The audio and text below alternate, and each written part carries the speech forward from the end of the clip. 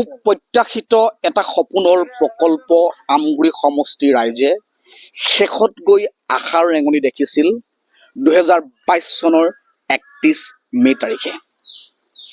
31 মে তাৰিখে আমগুৰিবাসীৰ এটা সপোনৰ প্ৰকল্পই প্ৰাণ পাই উঠিছিল 70 মেগাৱাট সৌৰশক্তি চালিত এটা প্ৰকল্প।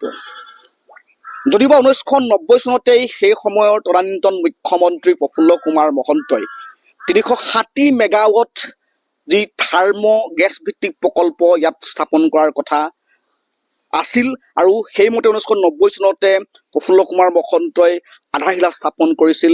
মই বৰ্তমান য'ত উপস্থিত আছোঁ আমগুৰিৰ এই স্থানত, আৰু আমগুৰিৰ যি জাপিখেৰীয়া অঞ্চলতে আচলতে আমগুৰিবাসীৰ এটা সপোনৰ প্ৰজেক্টে আচলতে প্ৰাণ পাই উঠিছে 2022 চনৰ 31 মে তাৰিখে। মই পোনে পোনে সেই দৃশ্যাংশটো মই দেখাইছোঁ ৰাইজসকলক যে এইটোৱে হৈছে আমগুৰি সমষ্টিবাসীৰ ৰাইজৰ এটা সপোনৰ প্ৰকল্প।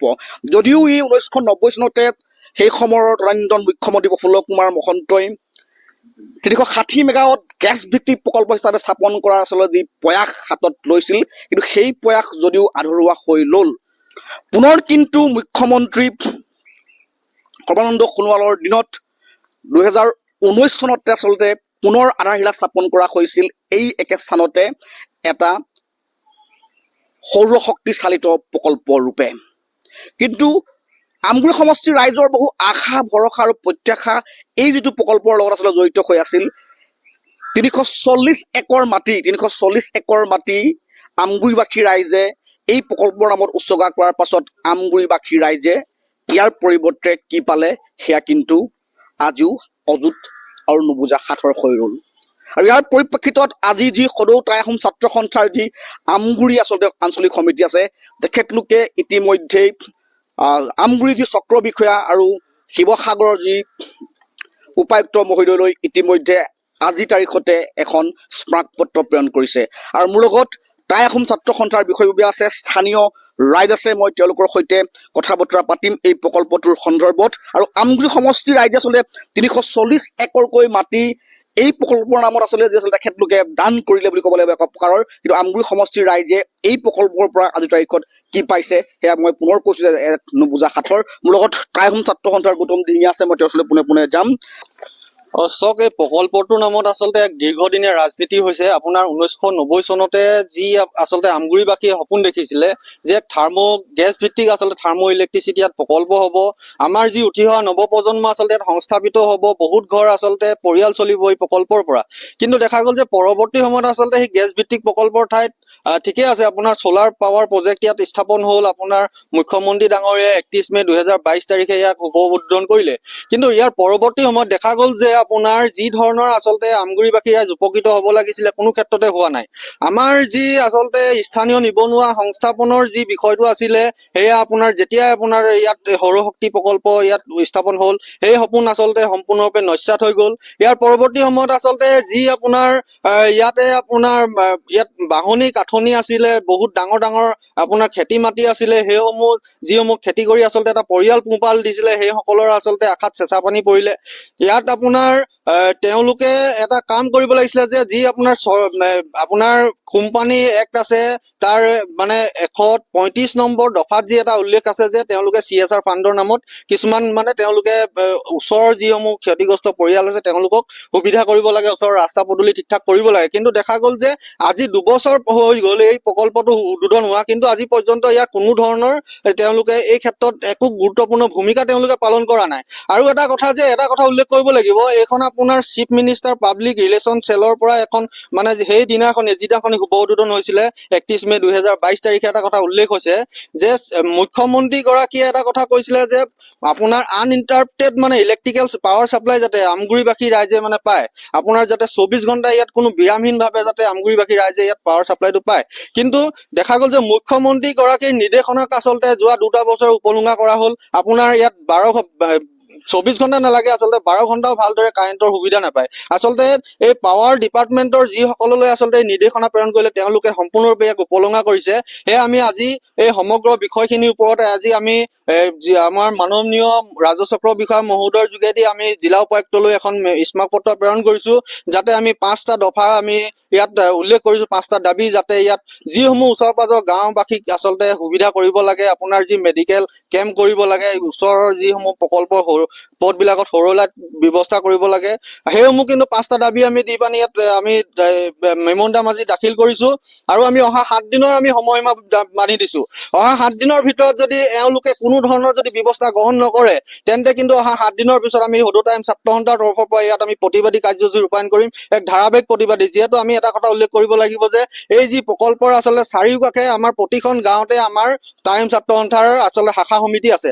আমি প্ৰতিখন গাঁৱৰ ৰাইজক লৈ ইয়াত কিন্তু এক প্ৰতিবাদী কাৰ্যসূচী ৰূপায়ণ কৰিম, আৰু তাৰ ফলশ্ৰুতিত যি পৰিৱেশ পৰিস্থিতি উদ্ভৱ হ'ব তাৰ কাৰণে কিন্তু আমি জগৰীয়া নহওঁ। আলোচনা কৰে যে 340 একৰকৈ আচলতে মাটি কিন্তু আমগুৰি সমষ্টিৰ ৰাইজে এটা সপোনৰ প্ৰকল্প আচলতে বহু আশা আৰু আচলতে ভৰসা তেখেতলোকে লৈ কিন্তু দান কৰিছিলে বুলি ক'ব লাগিব। কিন্তু তাৰ পাছত আচলতে এই আমগুৰিবাসী ৰাইজক বা জাপিসজীয়া অঞ্চলৰ যিসমূহ ৰাইজ, এই ৰাইজসকলক সঁচাকৈয়ে চৰকাৰে বা যি আচলতে এই যি কোম্পানীটোৱে প্ৰতাৰণা কৰিছে নেকি। মোৰ লগত স্থানীয় যুৱক আছে আচলতে, আৰু ইয়াতে বিভিন্ন ধৰণৰ কমিটি স্থাপন হৈছিলে, ইয়াতে ডিমাণ্ড কমিটি আছিলে, আৰু সেই ডিমাণ্ড কমিটিয়ে আচলতে কিছু ডিমাণ্ড কোম্পানীয়ে হওক বা চৰকাৰৰ আগত ডিমাণ্ড ৰাখিছিলে। কিন্তু সেই ডিমাণ্ডসমূহ এই কোম্পানীয়ে বা চৰকাৰে কিমান দূৰ আচলতে গ্ৰহণযোগ্য বা প্ৰযোজ্য কৰিলে, সেয়া আমি ডিমাণ্ড কমিটিৰ পৰা আমি জানিম। ডিমাণ্ড কমিটি আমাৰ নৱজ্যোতি আমাৰ লগত আছে। আমি আচলতে সেই সময়ত যেতিয়া প্ৰকল্পটো ইয়াত আৰম্ভ হৈছিলে, আপোনালোকে বিভিন্ন ধৰণৰ ডিমাণ্ড ৰাখিছিলে যে আপোনাৰ গাঁওবাসীৰ সুবিধাৰ্থে বা আমগুৰি ৰাইজৰ সুবিধাৰ্থে আপোনালোকে কিমান পাৰ্চেণ্টেজ আচলতে এই ডিমাণ্ডবিলাক আপোনালোকৰ ফুলফিল বুলি ভাবে আপোনালোকে?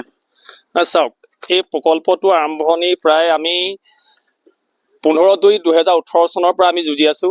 আৰু সেই সময়ত তদানন্তন তোমাৰ AGM আছিল, শৰ্মা বুলি এজন আছিল, তেখেতৰ লগত আমাৰ আলোচনা হৈছিল। প্ৰথমতে আমাৰ ইয়াতে বহুতো ম্যাদী পট্টা মাটি আছিল আৰু বহু ঘৰ উচ্ছেদিত হৈ গৈছে। আমি সৰ্বপ্ৰথমে আমি এখন দাবী সমিতি গঠন কৰিছিলো, আৰু সেই দাবী মানি লৈ তেখেতলোকে 24/2/2018 তাৰিখে এখন ৰাজহুৱা সভা আহ্বান কৰিছিলে APGCLৰ সমীপত। আৰু তেতিয়া আমি কিছুমান দাবী জনাইছিলো। দাবীসমূহ এনেকুৱা আছিল যে যিহেতু আমাৰ এই অঞ্চলৰ মানুহখিনি বিশেষকৈ চাহ খেতিৰ লগত জড়িত, বহু যুৱক যুৱতী নিবনুৱা আমাৰ চাহ খেতিৰ লগত জড়িত হৈ আছিল, আৰু তেখেতলোকে মাটিবোৰ পাৱাৰ প্ৰজেক্টৰ কাৰণে দি দিবলগীয়া অৱস্থা হৈছিল। তেখেতলোকৰ কি হ'ব? আৰু বহুতো পঢ়া শুনা ল'ৰা ছোৱালী আছে, তেখেতলোকৰ নিবনুৱা সংস্থাপন হ'বনে নহ'ব? তেনেকৈ তেখেতলোকে আমাক আশ্বাস দিছিল। APGCL হওক বা সেই সময়ৰ MLA প্ৰদীপ হাজৰিকাই তেখেতে আশ্বাস দিছিল যে ইয়াত চাকৰি হ'ব, আমুক হ'ব, তামুক হ'ব, ঢেৰ কিবা কিব। সেই মানে কিন্তু একো হৈ উঠা নাই আজি পৰ্যন্ত। তেতিয়া আমি দাবী জনাইছো যে খেলপথাৰ লাগে, শ্মশান লাগে, আমাৰ ৰাজহুৱা যিবিলাক আমাৰ যিহেতু ইয়াৰ মাজেদি পথ আছিল, সেই পথসমূহ দিব লাগিব। কিন্তু সকলোবোৰ আমি প্ৰজেক্টটো হোৱাৰ স্বাৰ্থত বহুত ত্যাগ কৰিলো, কিন্তু সেই ক্ষেত্ৰত চাবলৈ গ'লে একোৱে এতিয়ালৈকে ফুলফিল হোৱা নাই। আমি দাবী জনাইছো যিহেতু সেইটো এটা সৌৰ শক্তি হওক, যি এটা শক্তি হ'ব।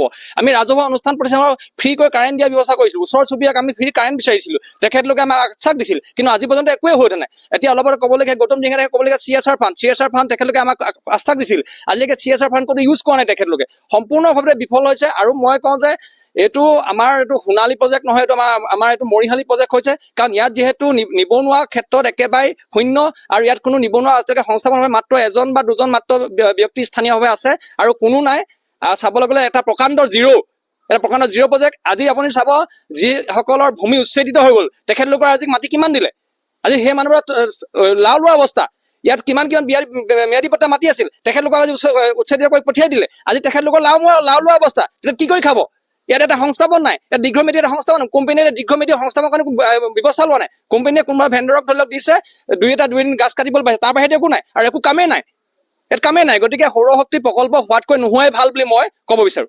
আচলতে সপোন দেখি যেতিয়া আচলতে সপোন দেখুৱাই যেতিয়া আচলতে সপোন ভাঙে, তেতিয়া আচলতে কেনেধৰণৰ আচলতে পৰিস্থিতিৰ সন্মুখীন হ'বলৈ গৈ সপোন দেখা ৰাইজে নিশ্চয় গম পায়। মোৰ লগত অন্যজন আচলতে তাই ছাত্ৰ সন্থাৰ বিষয়ববীয়া আছে।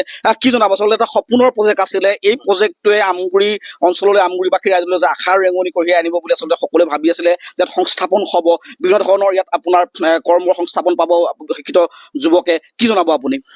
হয়, ইয়াত মাননীয় মুখ্যমন্ত্ৰীলৈ এটাই আমাৰ অনুৰোধ, যিহেতু নেকি ইয়াত যেতিয়া আপোনাৰ এই প্ৰজেক্ট হোৱাৰ আগতে যেতিয়া মানুহবিলাকে ইয়াৰ নিজৰ মাটি বাৰী যেতিয়া দান কৰিছিলে সেই সময়ত তেওঁলোকৰ ইয়াৰ ওচৰ চুবুৰীয়া স্থানীয় যিখিনি বাসিন্দা আছিলে তেওঁলোকৰ মাজত আলোচনা হৈছিলে। স্বয়ং সেই মিটিঙত DC ছাৰো আছিলে।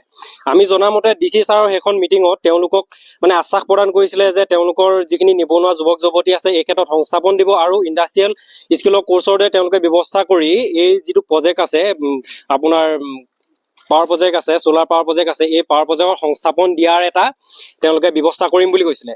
ঠিক তেনেদৰে আগৰ তেওঁলোকে যিটো কৰিছে, ওচৰৰ এতিয়া যিখিনি নিবনুৱা আছে সেইখিনি তেওঁলোকৰ একো কোনো কামেই নাই ইয়াত। মাত্ৰ দুই এজনে হয়তো তেওঁলোকে ইয়াত চিকিউৰিটি কিবা এটা পাইছে, তাৰ বাহিৰে তেওঁলোকে একো পোৱাই নাই। গতিকে মাননীয় মুখ্যমন্ত্ৰী মহোদয়লৈ এটা আহ্বান, আপুনি যিহেতু নেকি কৈছিলে যে এই প্ৰকল্পৰ দ্বাৰা আমাৰ স্থানীয় আমগুৰি বাসিন্দা নিকটৱৰ্তী যিখিনি আমাৰ ৰাইজ আছে সেইখিনিয়ে এটা বিনামূলীয়াকৈ বা আপোনাৰ ব্যাঘাত নজন্মাকৈ বিদ্যুৎ সেৱা যোগান কৰিব, প্লাছ আপোনাৰ যিখিনি আমাৰ ইয়াত এমপ্লয়মেণ্ট ইয়াত জেনেৰেট হ'ব সেইখিনি আপোনাক ব্যৱস্থা কৰিবলৈ আমি সদৌ টাইম ছাত্ৰ সন্থাৰ পৰা আপোনাক আহ্বান জনাইছোঁ। আৰু যিহেতু নেকি আপোনালোকে DC মহোদয়ৰ সন্মুখতো যিখন আলোচনা চক্ৰত আপোনালোকৰ চলিছিলে ওচৰৰ ইয়াৰ বাসিন্দাসকলৰ লগত, সেইখিনি আলোচনা আপোনালোকে ফলপ্ৰসূভাৱে কৰিব বুলি আমি এটা আহ্বান জনাইছোঁ। এয়া আছিল আচলতে টাই আহোম ছাত্ৰ সন্থা আৰু স্থানীয় আচলতে যিসকল যুৱকৰ ভাইচ ইতিমধ্যে মই প্ৰথম কৰদৰ্শকক শুনাইছোঁ যে মই পুনৰবাৰ কৈছোঁ যে আচলতে 360 মেগাৱাট আচলতে যি এই গেছ ভিত্তিক আচলতে থাৰ্মল প্ৰজেক্ট ইয়াত স্থাপন কৰাৰ কথা আছিলে, চিন্তা চৰ্চা কৰিছিলে। কিন্তু তাৰ পৰৱৰ্তী সময়ত আচলতে গেছ ভিত্তিক প্ৰকল্প নহৈ 70 মেগাৱাট সৌৰশক্তি সম্পন্ন ইয়াতে আচলতে এটা পাৱাৰ প্ৰজেক্ট আচলতে ইতিমধ্যে ইয়াত স্থাপন কৰিলে। কিন্তু এই প্ৰজেক্টৰ পৰা আমগুৰিবাসী ৰাইজে আচলতে কি পাইছে আৰু কি পাবলগীয়া আছিলে সেয়া ৰাইজে পুনৰ আচলতে বিচাৰ কৰিব। আৰু পৰৱৰ্তী সময়ত লক্ষণীয় হ'ব যে এইসমূহ প্ৰতিশ্ৰুতি আচলতে ৰক্ষাৰ স্বাৰ্থত এই প্ৰজেক্টটোৱে হওক বা APDCL AGCL যি দায়িত্বত থকা যি কৰ্তৃপক্ষ তেখেতলোকে কেনেধৰণৰ ব্যৱস্থা গ্ৰহণ কৰিব সেয়া কিন্তু লক্ষণীয় হ'ব।